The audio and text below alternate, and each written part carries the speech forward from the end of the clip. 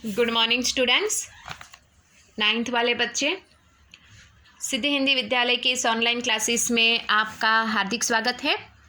अब बच्चों, यहाँ पे हमारा ये जो पाठ है पहला, हिंदी भाषा के भीतर दो बैलों की कथा, जिसके लेखक है प्रेमचंद और उसका साहित्य प्रकार, पाठ का साहित्य प्रकार है कहानी। अब यहाँ पे बच्चों हमारा ये जो पाठ है, ये पाठ यहाँ पे हमारा ख़त्म हो चुका है। अब यहाँ पे हमारे प्रश्न अभ्यास यानी अभ्यास की हम शुरुआत करते हैं। सबसे पहले मैं आपको ये बात बता दूं कि आपको अपनी कॉपी में ये जो यहाँ पे जितने भी हम प्रश्नों की चर्चा कर रहे हैं, ये प्रश्न आपको होमवर्क के रूप में आपको अपनी कॉपी में लिखने हैं, ठीक है। तो यहाँ पे घर पे बैठे बैठे आप थोड़ा सा ये होमवर्क करोगे, लिखोगे। तो यहाँ पे जो स्वाध्याय है हमारा, उसके जो प्रश्न हैं वो प्रश्न भी मैं यहाँ से प्रश्न बोलती जाऊँगी और उसके जवाब भी बोलती जाऊँगी। हम समझते जाएंगे ताकि आपके पास वो मटेरियल भी पहुँच जाए। मटेरियल्स मीन्स कि यहाँ पे जो जिस प्रकार से स्वाध्याय के प्रश्नोत्तर की हम चर्चा कर रहे हैं, तो उसको सुन के आप उसका जवाब लिख पाओ अपनी कॉपी में।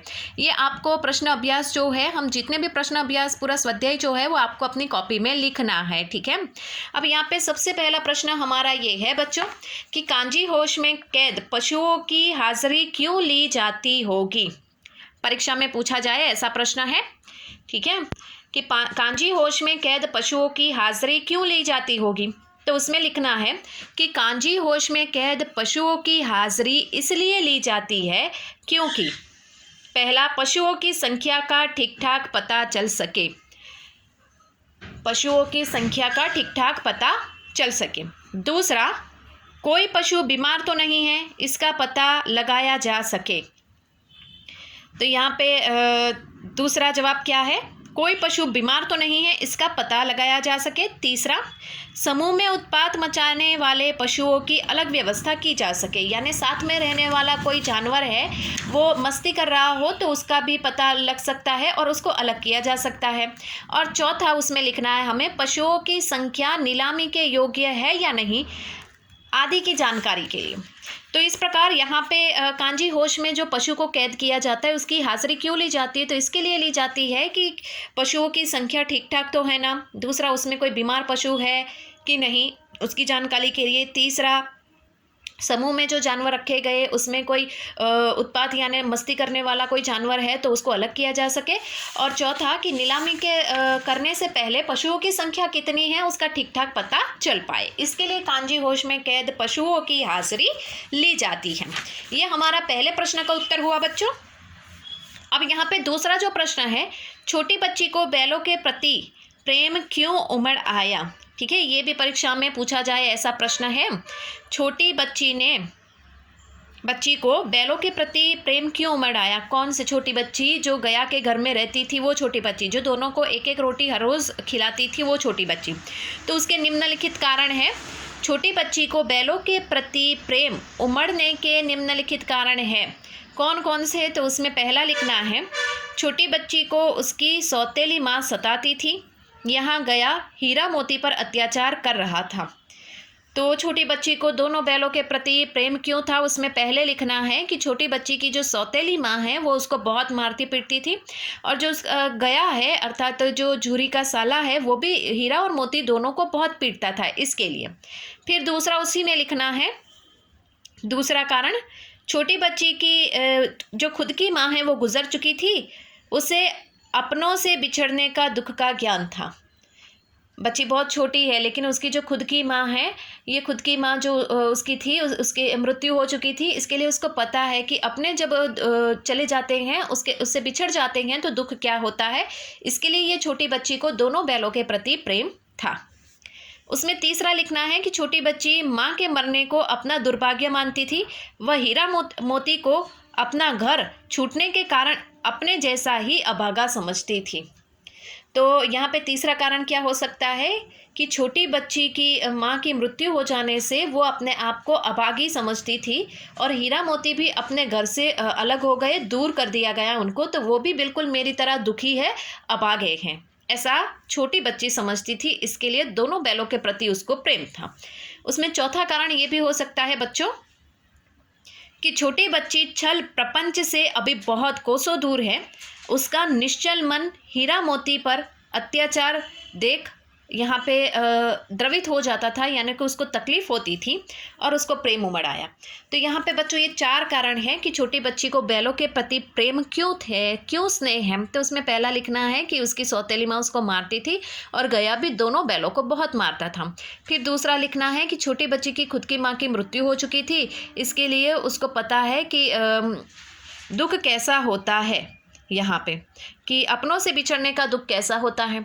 तीसरे में लिखना है कि उसकी माँ की मृत्यु हो जाने के बाद वो अपने आप को अभागी समझती थी, इसके लिए वो ये मानती थी कि दोनों बैल भी अपने परिवार से अलग हो गए हैं, अपने घर से अलग हो गए हैं, तो दोनों बैल मेरी तरह अभागे हैं।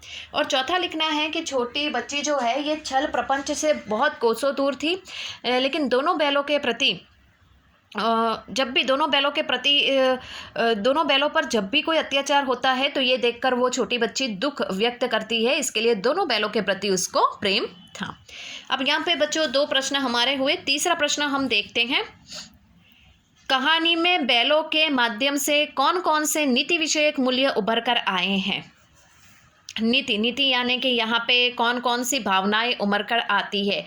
ये जो पाठ है, ये जो कहानी है, उसमें कौन कौन सी भावनाएं छिपी हुई है और कहाँ कहाँ, वो प्रसंग हमें थोड़े से 2-3 वाक्य में हमें लिखने हैं। तो यहाँ पे ये भी परीक्षा में सविस्तर उत्तर में पूछा जाए ऐसा प्रश्न है। ठीक है, ये आपको मैं बताती ही जाती हूँ क्योंकि आपकी भी समझ में आए कौन कौन से प्रश्न महत्वपूर्ण होते हैं। तो तीसरा जो प्रश्न है उसमें हमें लिखना है कि उसमें पहला जो नीति विषयक मूल्य है वो है सच्ची मित्रता। सच्ची मित्रता इस कहानी से हमें सीखने को मिलती है। उसमें हमें ये आपको हेडिंग लगाना है, सच्ची मित्रता पहला मुद्दा। उसमें आपको लिखना है, मुसीबत के समय हीरा और मोती एक दूसरे का साथ देकर सच्ची मित्रता का उदाहरण प्रस्तुत करते हैं। एक की मुसीबत में होने पर दूसरा साथ नहीं छोड़ता। ये नीति विषयक मूल्य कौन कौन से हैं बच्चों, उसमें सबसे पहला क्या है, सच्ची मित्रता। कहानी में हीरा और मोती जानवर होने के बावजूद भी एक दूसरे के प्रति दोनों को स्नेह है, दोनों सच्ची मित्रता निभाते हैं। एक अगर कोई मुसीबत में पड़ता है तो दूसरा भी मुसीबत में उसका साथ नहीं छोड़ता, ऐसा हमें लिखना है। फिर उसी में दूसरी नीति विषयक मूल्य कौन सा है, मिलजुल कर रहने की भावना। ये भी हमें इस कहानी से नीति विषयक मूल्य सीखने को मिला है, मिलजुल कर रहने की भावना। दूसरा इसमें लिखना है मुद्दा। फिर उसमें लिखना है, हीरा और मोती बलशाली सांड को हराकर एकता में शक्ति की कहावत पूर्ण करते हैं। मिलजुल कर रहने की भावना यानी कि यहाँ पे जो अड़ियल सांड था उसको मारकर हीरा और मोती एक दूसरे की यहाँ पे किस तरह से सहायता करते हैं, मिलजुल कर रहते हैं। उसके बारे में कि मुसीबत आती है तो अगर एक के ऊपर मुसीबत आती है तो दूसरा उसको साथ देता है। तो ये हुई यहाँ पे कहानी में मिलजुल कर रहने की भावना, ये हमें सीख मिलती है। तीसरा क्या लिखना है इसमें मुद्दा, निस्वार्थ परोपकार की भावना। निस्वार्थ परोपकार की भावना, तो उसमें ये तीसरा मुद्दा लिखना है। उसमें हमें लिखना है, हीरा और मोती नारी का सम्मान करते हैं, वे छोटी बच्ची को सताने वाली उसकी सौतेली माँ के साथ बुरा व्यवहार नहीं करते। निस्वार्थ परोपकार की भावना, तो ये तीसरा मुद्दा है। उसमें हमें लिखना है जवाब में बच्चों कि हीरा और मोती, बिल्कुल हीरा जो होता है वो बार बार कहता है ना नारी के ऊपर अत्याचार नहीं करना चाहिए, नारी के ऊपर मतलब मारना अर्थात उसके सामने होना, उसको बल दिखाना थोड़ा बुरा होता है, ये नहीं करना चाहिए, पाप लगता है, हीरा ऐसा कहता है। तो यहाँ पे हीरा और मोती नारी का सम्मान करते हैं। छोटी बच्ची की सौतेली माँ उसको जब भी पीटती है लेकिन वो उसकी सौतेली माँ के साथ बुरा व्यवहार कभी नहीं करते। तो एक हुई सच्ची मित्रता, दूसरा हुआ मिलजुल कर रहने की भावना, तीसरा मुद्दा हमने लिखा निस्वार्थ परोपकार की भावना, चौथा मुद्दा इसमें लिखना है नारी जाति का सम्मान। तो चौथे मुद्दे में हमें लिखना है यहाँ पे कि यहाँ पे जो होता है कि किस प्रकार से दोनों नारी का सम्मान करते हैं, उनका आदर करते हैं। ठीक है, पांचवा मुद्दा है स्वतंत्र प्रियता। कौन सा लिखना है, स्वतंत्र प्रियता।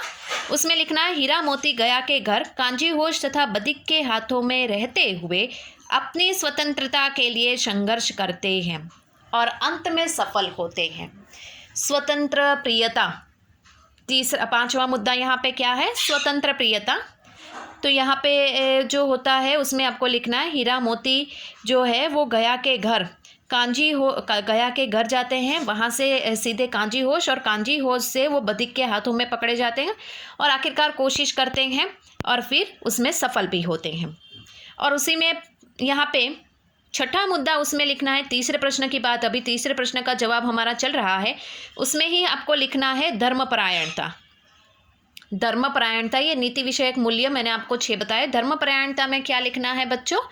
हीरा और मोती गया द्वारा पीटे जाने पर उसके हाथ नहीं, हाँ, हीरा और मोती गया द्वारा पीटे जाने पर उसको जान से नहीं मारते। हीरा से मोती कहता है कि मुझे मारेगा तो मैं 1-2 को गिरा दूंगा, तब हीरा कहता है कि नहीं, हमारी जाति का यह धर्म नहीं है। तो धर्मपरायणता यानी कि गया जो दोनों को मारता है, पीटता है, तो मोती कहता है कि मैं यहाँ पे उसको मार गिराऊंगा, मैं 2-3 को सिंग मार के गिरा दूंगा। तो यहाँ पे हीरा कहता है कि नहीं, हम ऐसा नहीं कर सकते। क्यों? क्योंकि हम बैलों का ये धर्म जो है वो हमें ये नहीं सिखा, हमारे धर्म के खिलाफ है ये बात, हमें ऐसा नहीं करना है। तो बच्चों यहाँ पे तीसरा जो प्रश्न है, तीसरे प्रश्न में पहला मुद्दा हमें लिखना है नीति विषयक मूल्य का सच्ची मित्रता, दूसरा लिखना है मिलजुल कर रहने की भावना, तीसरा लिखना है निस्वार्थ परोपकार की भावना। उसमें जो कांजी होश में बांधे जाते हैं तो वो दीवार गिरा देते हैं, दूसरे सब जानवरों को भगा देते हैं। यहाँ पे दोनों फंस जाते हैं लेकिन सभी जानवरों को मार मार के वो लोग भगा देते हैं, तो निस्वार्थ परोपकार की भावना। चौथा है नारी सम्मान की भावना, तो उसमें मैंने आपको बताया कि वो सौतेली माँ वो बच्ची को मारती थी लेकिन फिर भी वो नारी के ऊपर उन्होंने कभी भी सिंग मारकर उसको डराया नहीं। पांचवा लिखना है स्वतंत्र प्रियता और छठा लिखना है धर्मपरायणता। तो बच्चों आज के इस वीडियो में हमने 3 प्रश्न देखे, पहला, दूसरा और तीसरा। आने वाले वीडियो में हम आगे के प्रश्नों की चर्चा करेंगे, बिल्कुल जल्दबाजी नहीं करेंगे, धीरे से सीखेंगे। यहाँ तक के जो 3 प्रश्न हमने की, ये 3 प्रश्न आपको अपनी कॉपी में लिखने हैं। तब तक के लिए यहाँ पे रुकते हैं। धन्यवाद, थैंक यू।